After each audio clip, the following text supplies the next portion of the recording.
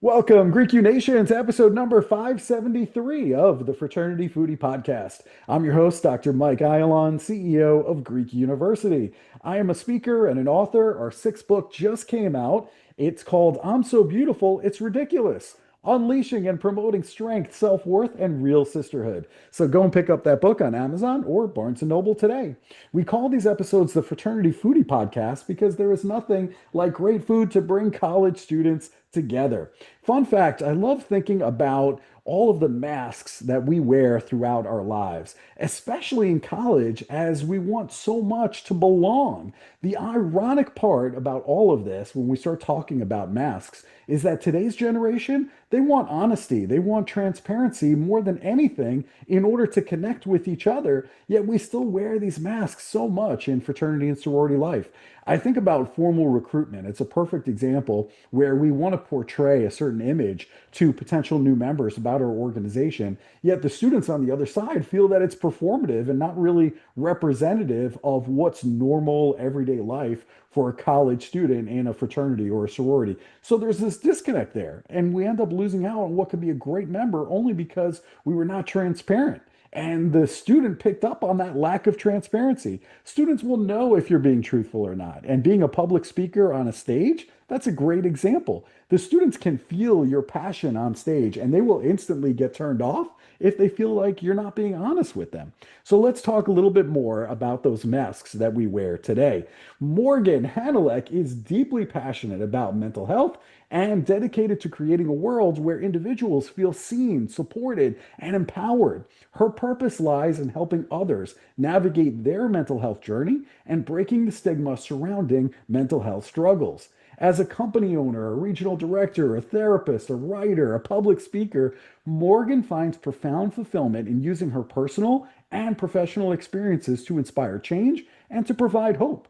Through her work, Morgan aims to empower individuals to embrace authenticity, heal, and show up fully in their lives. She's committed to reshaping the way mental health is understood and creating a culture of compassion and connection. Welcome to the show, Morgan. Thank you so much for having me. Hey, it is an honor to have you on the show. Anytime you want to talk about some of the topics that you talk about, I am totally in. Mental health is something we don't talk about often enough. And so I'm just excited to have the conversation with you today and share that with all of our college student listeners. And I always like to think about college life and just start there because it's such, a meaningful time in our lives. And you ended up choosing Westfield State University, which is in Massachusetts, for your undergraduate experience. I'm wondering, why did you choose Westfield State? Yeah, so Westfield State was about an hour and a half away from my hometown. And for some context, I grew up in Western Massachusetts in a really small town where my graduating class was 70 students. Oh, wow. So I was used to being in an environment where community was really valued. And when I was looking at colleges, Westfield State did have a smaller campus. So I really valued that opportunity to be on a campus where I was still in a smaller environment, but it's still being bigger than my hometown. And at the time, I was also really unsure of what I wanted to do with my future. And I was kind of going between either the psychology route or the exercise science route. And I knew that Westfield State had great offerings for both of those things. So it gave me flexibility, it gave me community, and it gave me connection. I love it. It makes total sense to me. Now, I love your honesty. I love your transparency. I love your vulnerability. I think all of those qualities are just really, really good. And you've shared that you once nearly lost your life to anorexia. For all of our student listeners who may not really understand the depth of eating disorders, can you explain what that experience was like for you, both emotionally and physically? Absolutely. So eating disorders are super complex, and if you haven't gone through one or don't know someone who's gone through one, they can be really difficult to fully understand. And emotionally, I think the best way that I can describe going through an eating disorder would be to be at war with yourself completely, where doing small things like getting coffee with a friend or going out for ice cream or dinner, those things become such stressful events, and it just takes up so much brain space when your values are in one place, but an eating disorder completely attacks those values, and you end up focusing on things that you're really not truly connected to. So I think emotionally, it's this war between what you really value and just you versus your own mind. But physically, it's absolutely exhausting. Just things like walking around a store feels like a complete chore. It's exhausting. There's so much fatigue that comes with having an eating disorder. So I think overall, it just feels like you're so disconnected from yourself and everything around you all at once. Yeah, that's super helpful, especially for those who maybe don't know anybody who's battling. Now, we talked about masks earlier in that introduction. What are some of the masks that you think college students tend to wear, and why do you think they feel this need to wear them? Yeah, I think college is such an interesting time regarding just transitions and self-discovery. And I think the most common mask that college students wear is that I have to have it all together mask and have it all figured out. Because, picking your major, figuring out what you're going to be doing after college, there's so many questions that you're getting, and you have to make your schedule and you have to adjust to this entirely new life, and there's so much pressure that can come with that. So I think that this idea that we have to have it figured out, we have to know what's happening after college, I think that's a huge mask that college students wear, not only to feel accepted, but to also hide potential pain and struggles that they might be going through if they were to take off that mask and admit that maybe they don't have it all figured out, or maybe they don't have themselves figured out, or they don't know themselves yet. So I think that that's a big protective thing that college students tend to do. And I've done that myself. Totally. I think everybody listening has done that, especially in fraternity and sorority life. We're balancing so many different things. We're very involved on campus, and there's so much pressure to make it seem like you've got it all figured out. I remember when I was chapter president, and it's like, I'm just trying to figure it out myself. I didn't really get a very good officer transition process. And so you're just figuring things out on your own. I think that's a very common thing. And yeah, there's a lot of pressure to figure it out and make it seem like you know everything. But the reality is, I don't know what I'm doing. I'm just making it up Right. as I go, you know? Totally. So I think that's so common, and that's great insight. And earlier you mentioned kind of the community. You talked about that in that small high school, and then going to Westfield State. What role do you think that community and connection play in someone's healing journey, and how can fraternities and sororities create spaces where vulnerability is safe and it's something that's valued in the organization? Absolutely. I think community is everything when it comes to healing. I think that, there's a certain amount of work that we can do individually on ourselves, completely alone. But I think to an extent, we really need other people to heal. It's very difficult to heal entirely in isolation. And this is where safe relationships are so important for the context of healing. And what I mean by safe is I'm talking about relationships where people can say confidently that they feel seen, that they feel heard, and they feel supported. And I think in Greek life, there's so many amazing opportunities to intentionally create this space where if leaders are able to take off the mask themselves, that invites other people to be able to say, you know what, I can also do the same thing. And it just creates so much shared vulnerability. And they also have that power to create those safe spaces and bring that intention into conversations. Yeah, that safety is really, really critical. If you've looked at Maslow's hierarchy as an example, we all Mm, have certain human needs, right? So each one of us, we need to eat, we need sleep. Like that's at your base minimum. If you're not eating or you're not sleeping, which by the way, a lot of college students are not doing properly, then, it's very difficult for you to be achieving the most that we can get out of you when you're not eating or sleeping. Well, that right. second level is safety. And so that's a really, really important thing for the leaders who are listening right now to this interview to think about is our fraternity or sorority a safe space where students can feel confident to divulge things that are going on freely with one another and to get that support that you need in order to heal. If they don't feel that safety, that's going to be a problem in order to get that particular student to the next level because they don't feel safe. And that's really, really important if you want to get the most out of your members. So I love that discussion.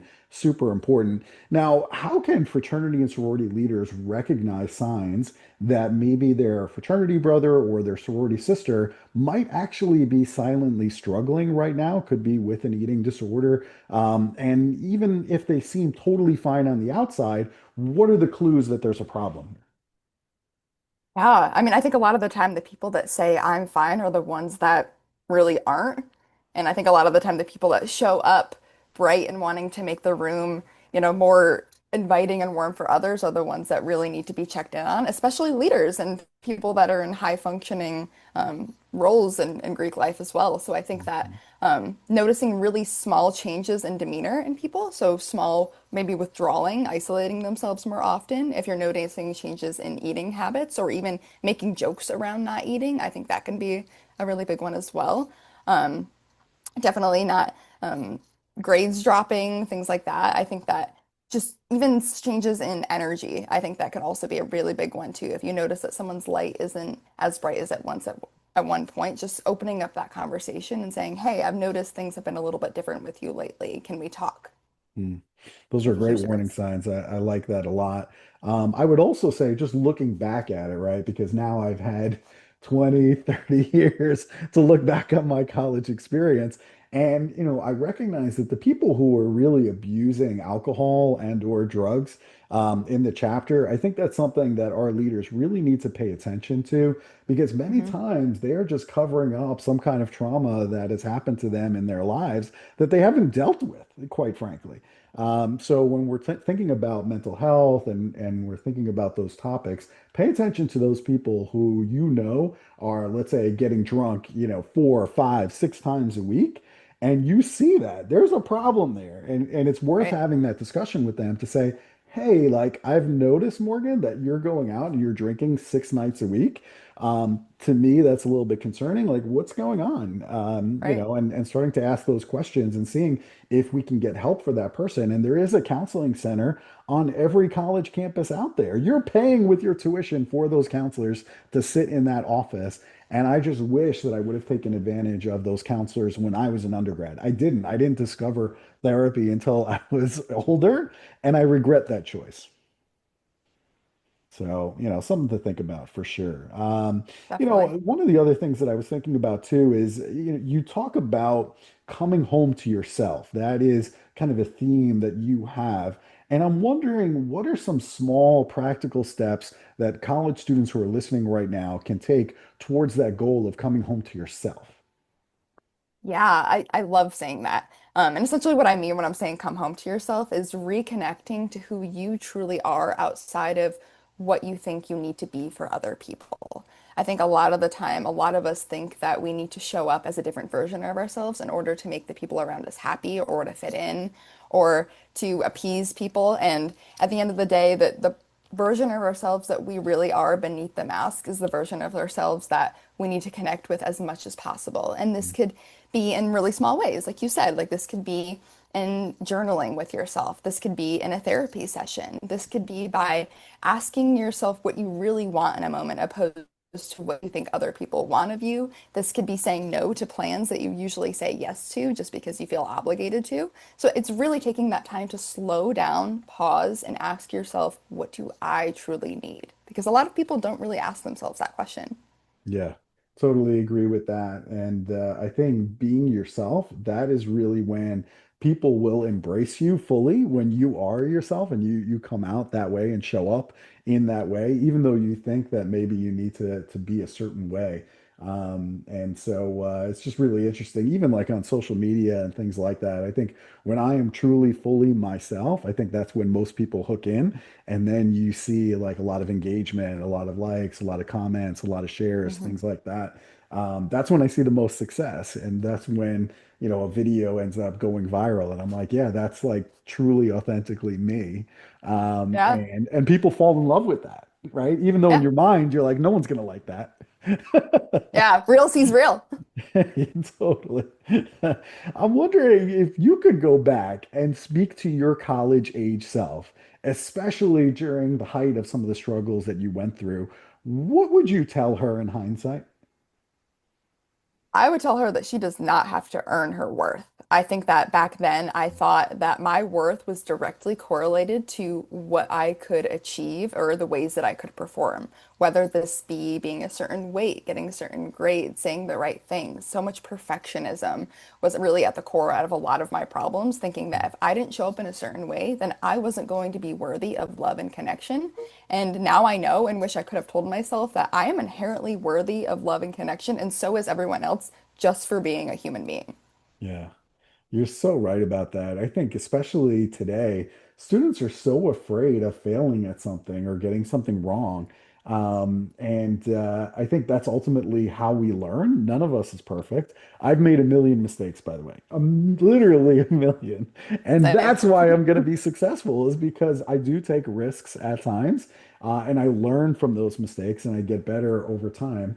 But I think today's students are just so deathly afraid of making a mistake. And I think that's a problem. I think that that's problematic. If you are going to make a mistake, the best time to do that is in college. Literally the best time. Totally. Because you know what I mean? Like, what are the repercussions really? Like, okay, you made a mistake. So what? So like tomorrow you get up and you try again.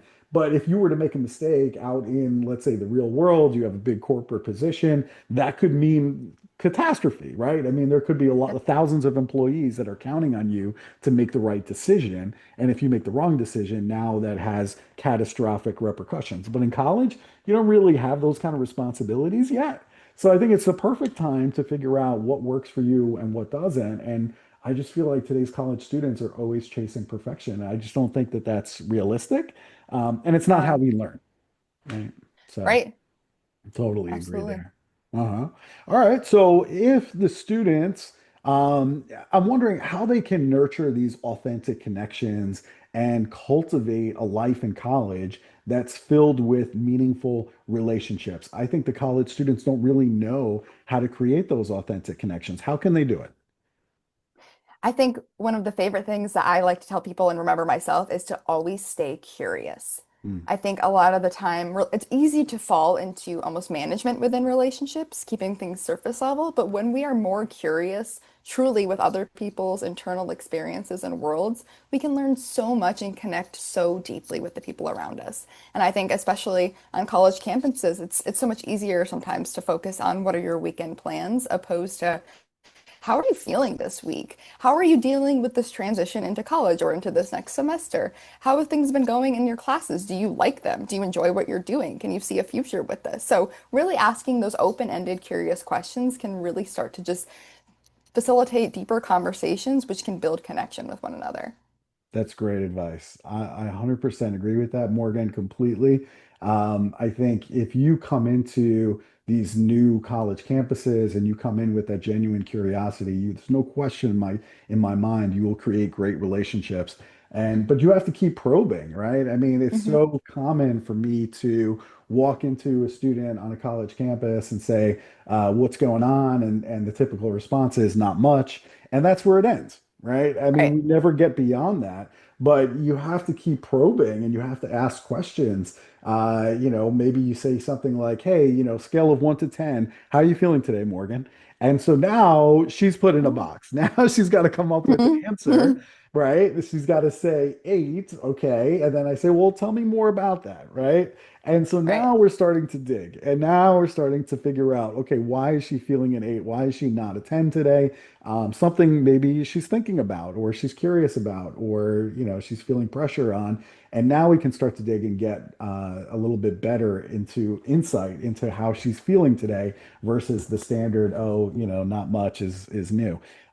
So Right. I challenge everybody who's listening to this interview today to really start digging and asking those curious questions. And through those questions, that is how you're going to create those authentic connections. I think that's fantastic. Now, you also have this new book out there. It's called We Can Take Off the Masks and Be Real. Tell us more about this new book. Absolutely. Yeah. So this new book has been in the process for years now. And I really did this intentionally because this is the first time I've ever put out a poetry book before. Mhm. And I think throughout the process, there was kind of a lot of imposter syndrome around, who am I to call myself a poet when realistically, poetry is art.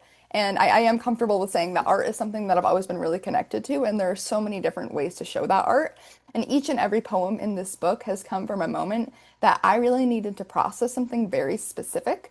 And I order all these poems in a very intentional way where they're in three sections, where I start with kind of the mess of my healing journey and coming to terms with things that maybe I didn't come to terms with before, exploring different kind of perspectives, processing.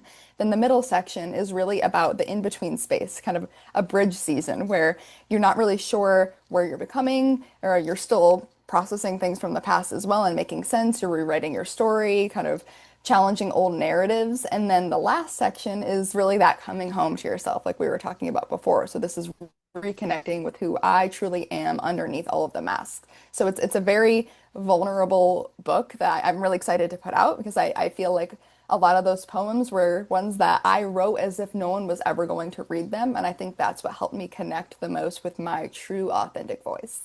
Man, look at you putting out a book on poetry. That is vulnerable. No, I don't know if I'm brave enough to do that. You are. And that's when people fall in love with you. I mean, when you're vulnerable like that and you put out something into the world that you're like, I don't know if people are going to like this. Like, Right.